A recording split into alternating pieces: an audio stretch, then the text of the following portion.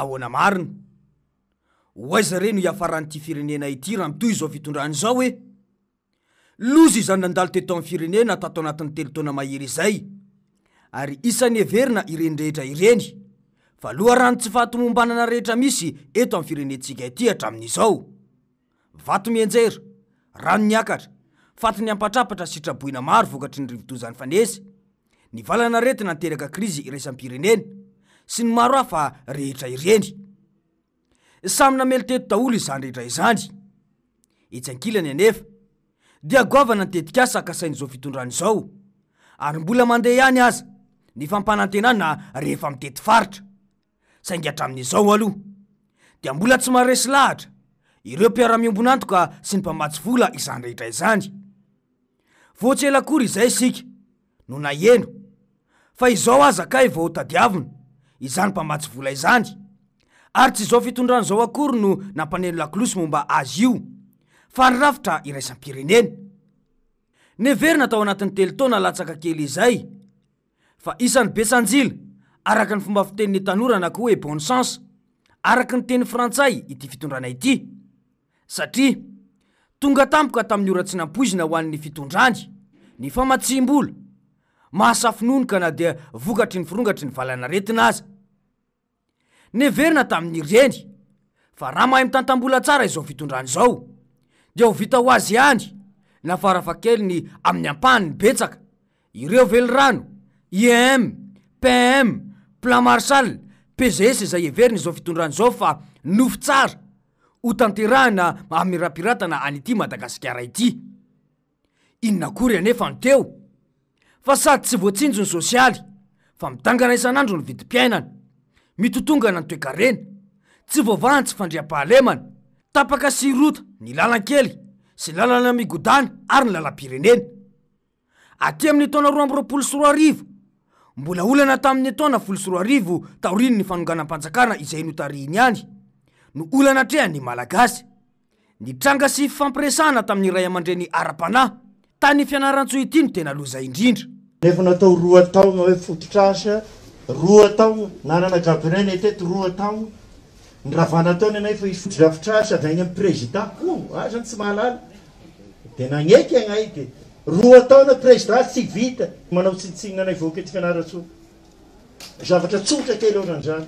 ka nya zavatra oran'izay zany tsy hoe zay satonany fotsiny zay satonany fa rehefa tsisy zany ny olona ka gabine tsy vita anatin'ny 2 taona iomezana tokoa fa mahamenatra raha fanjakana no tahaka izany ny hita dia tsy misy afa-tsy ny olana no tena mibahana ny raharaha-pirenena ary mbola voatsika azy ho isan'ny firenena mahantra indrindra eto ambonin'ny tany ilay firenena nandrevirevy ho lasa mpamatsy vola ho an'ny firenena komorianina dia hoy nisy olom-bavambahoaka hoe tsy niomana ary zareo faharoa manarak'izay a rehefa manao projet de société ohatrany programme fitantanana fanjakana ohatran'io ianao dia tsy any ampitan-dranomasina ianao manao azy na olo any ampitan-dranomasina no saina manao azy na any ianao manao azy fa eto an-tanindrazana ianao manao azy dia mitety mifaritra tsirairay ny distrika tsirairay a inona no atao hoe zava-misy any inona no iaina amin'ny vahoaka ary inona no azo entina mpandrosoana nyty distrika ty fa ny zavatra natao teto any dia natao tany ampitan-dranomasina dia rehefa vitany ampitan-dranomasina tsy mifanetana amin'ny zavatra iainana vahoaka eto tsy amin'ny zava-misy eto Madagasikara raha izay faharoa manarak'izay a ny olona nanao azy dia tsy mifaneraserakory tamin'ny hoe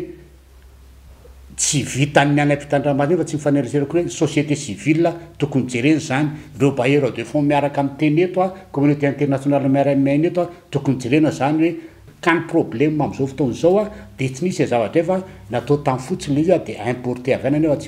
tsy mifanahaka amin'ny zavatra eto raha izay faharoa manarak'izay a tsy misy teknisianina manam-paina nanao an'ity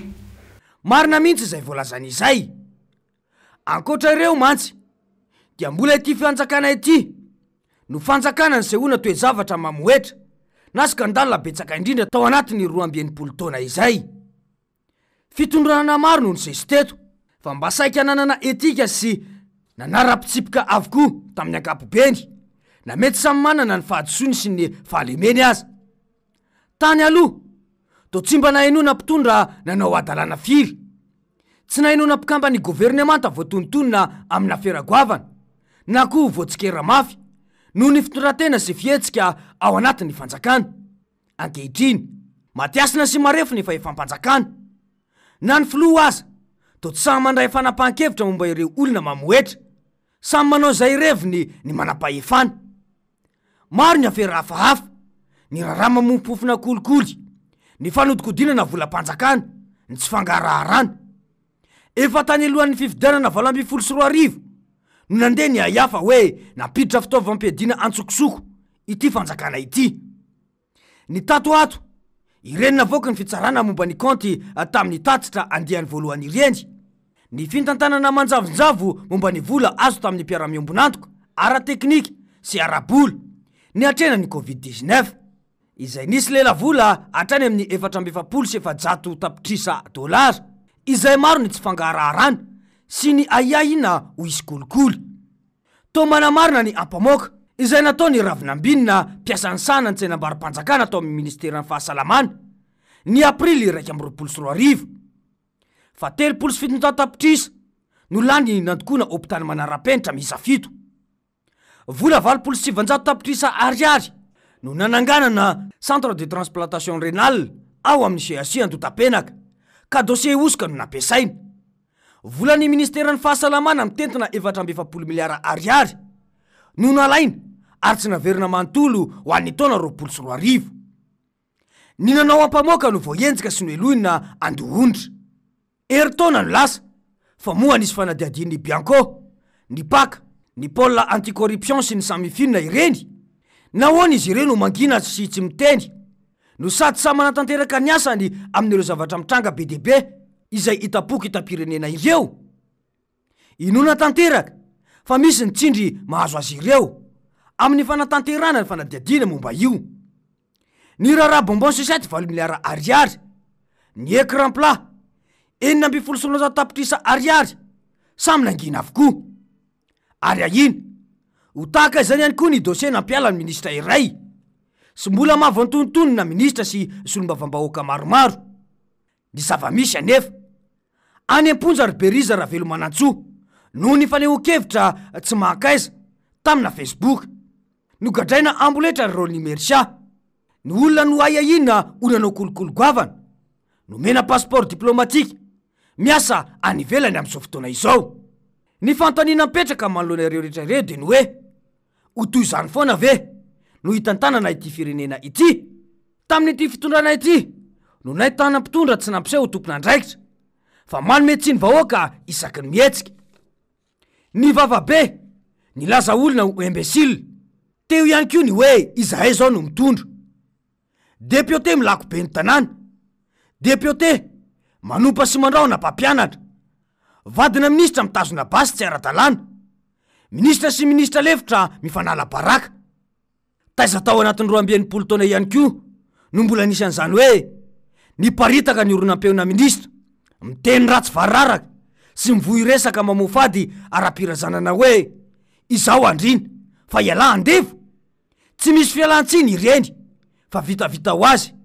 fa ahoana mariny.